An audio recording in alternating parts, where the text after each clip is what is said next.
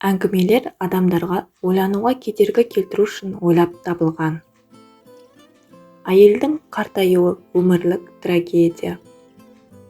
Басқа адамдарға керек нәрсені мен керемет білем деп ойламаңыз. Тек білгеніңізді бөлісуді ұмытпаңыз. Егер арманыңыздың орындалмайтынына көзіңіз жетіп тұрса, оны бірден тоқтатқаныңыз жөн. Құр үмітпен күн кешудің қажеті жоқ. Өлі адамдар туралы не жақсы, не жаман ой айтылады деген сөз бар. Бірақ мен онымен келіспеймін. Өйткені өлі адам туралы болса да, тірі адам туралы болса да, тек шындықты айтқан дұрыс. Қыз бен жігіттің бір-біріне бауыр басып қалуы өмірге деген көзқарастарының бірдей болуынан басталады. Олардың ойлары әрқашан бір жерден шығады. Ендігі жастардың барлық уақыты әңгімеге, жұмысқа, елдің тағдырына кетеді. Әрине, ол өте дұрыс. Бірақ айтыңыздаршы, сол көңілді ме?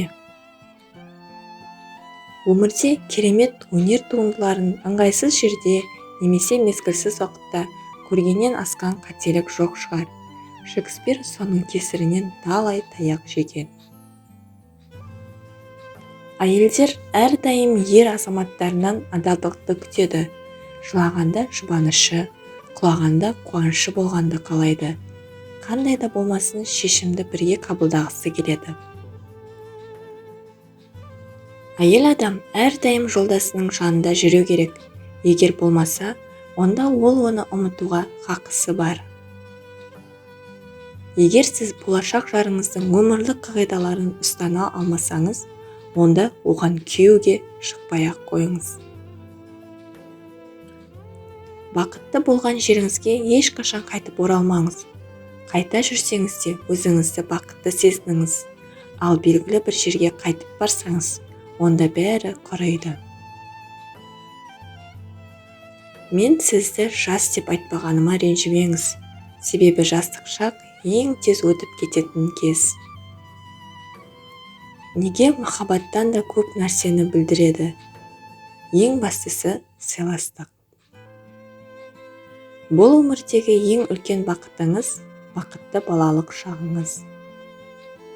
Мен өзімнің детектив романдарымның сюжеттерін адас-аяқ жуып жатқан кезде табамын.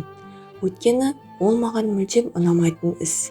Сол себепті басыма бірден өлім туралы ойлар келеді. Адамдарды күлкілі күйінде көрген кезде ғана сіз оларды қатты жақсы көретініңізді сезінесіз. Таңертең оятқышыңыздың шырылдамай қалуы өміріңізді өзгертіп жіберуі мүмкін. Әрдайым дұрыс жүретін адамның өзі де жалықтырып жібереді. Достарды екі топқа бөліп қарастыруға болады. Біріншісі, белгілі бір уақыт қана сіздің өміріңіздің қонағы болса, екіншісі, қандай қиындық туса да қасыңыздан кетпейтін жандар. Оларды бағалай білу керек. Өйткені олар өмір бойы сіздің қасыңызда болады.